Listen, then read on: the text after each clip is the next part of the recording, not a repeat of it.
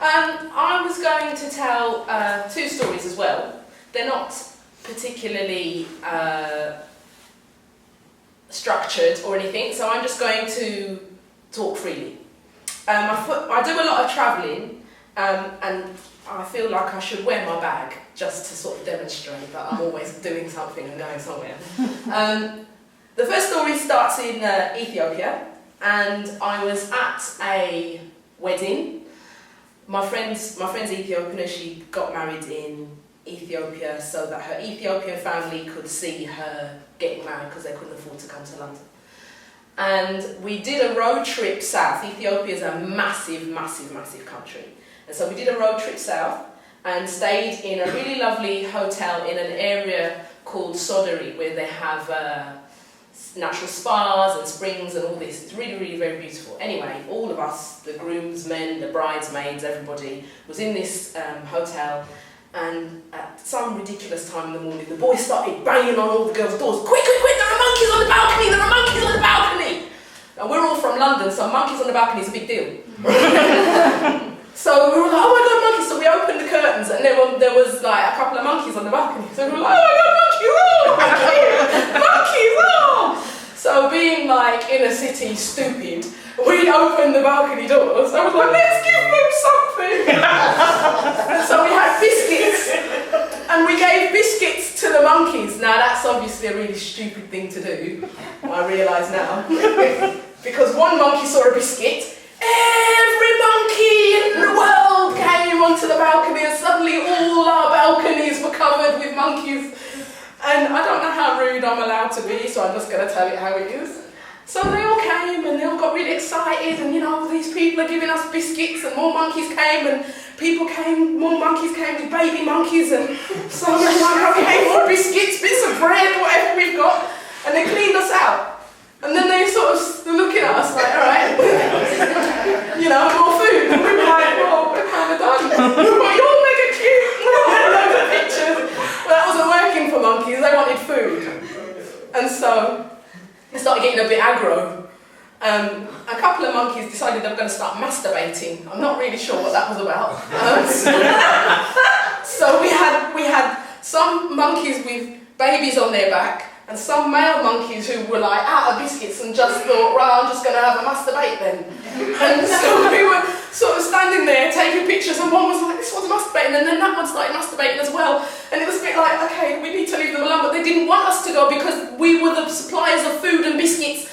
And so they were getting a bit aggravated, and we weren't giving any more foods and biscuits, and so we tried to leave, and they got really angry and started showing teeth. And we were like, okay, big monkeys are getting aggravated. They were like this high off the ground, they were kind of big. And so we were like, oh god, no, we don't know what to do, we can't get off the balcony, there's lots of monkeys and they're showing teeth.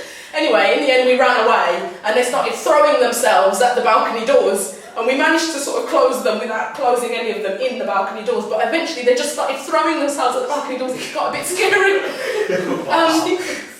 The moral of the story is obviously don't give biscuits to monkeys. And the other thing is, when we were leaving to go, I had bought another bag of biscuits for myself for the road trip further on into the mountains. And monkeys were clearly watching us, because they were like, you see them lot, they've got biscuits. And I had a rucksack, and I was getting ready to close my rucksack and get on the bus. And one cheeky little monkey went, I spy biscuits, went into my bag and stole those biscuits, and ran up the tree and sat up the tree going, yeah, what? Eating my biscuits up the tree. And I sat there looking at this monkey going, I love you, because I can't climb a tree, and you know what? I'm the idiot for giving you biscuits in the first place, so that's my first story. My second story is about Jamaica. My family are from Jamaica, and I've been all over the Caribbean, and I really love travelling by bus because I think it's the best way to see somewhere. And I went to Westmoreland, which is in the west of Jamaica, and I decided I was going to go from Kingston, which is, if you can imagine, Jamaica's kind of oval shaped like that. Kingston is down there and Westmoreland is over there, so it's about 3 hours drive. And my dad was a bit like, oh, I don't know, buses. So, but I was like, you know, confident, no, it's going to be fine. So I went all the way to Westmoreland on the bus, it was no problem. I think I had someone's goat by my feet and someone's baby on my lap. But you know what, it was okay, because that's what happens in Jamaica. People come from country with their things, they put it on your lap because there's no other space. So that's okay, fine. Anyway, I was sitting on the coast of Westmoreland, just enjoying the lovely blue water and taking it all in. And someone came behind me and went, oi, oi. And I turned around and I said, hi, alright. And he went, who are you? And I said, I'm just a girl, I'm nobody. And he went, are you real? I didn't quite understand what was going on, so I was a bit like, yeah. And he said, I thought you were a mermaid. And I was like, okay. No, 2 legs, very human. I wanted to kind of go into the whole, you know, mermaids don't exist, right? But I thought, you know what, let me not mess with cultural things and you know what I mean, like belief.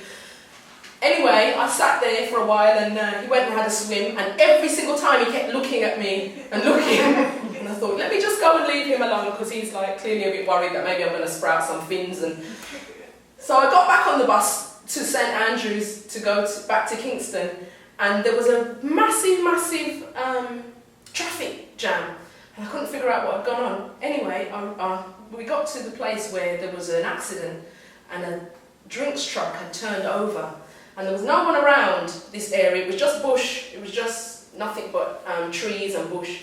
Anyway, within 2 minutes, people literally started coming out of the bush. It's like they came out of the ground from nowhere and they collected every single bit of drink. They stuffed it in their trousers, they balled up their t-shirt, they put it every single way they could find, and I was utterly fascinated because within 5 minutes there was not a single drink on the road. And I was watching this whole thing, and the police were there and the fire engines were there and to try and clear up the thing, and nobody said, you can't do that, it's illegal, you know, whatever. They just let them carry on. And I just thought, you know what, fair play to them. They're gonna take those things. My dad said, what's gonna happen is they're gonna take those things, they're gonna sell them on, you know, make a little money. Jamaica's incredibly poor. So everyone's on a hustle 24/7.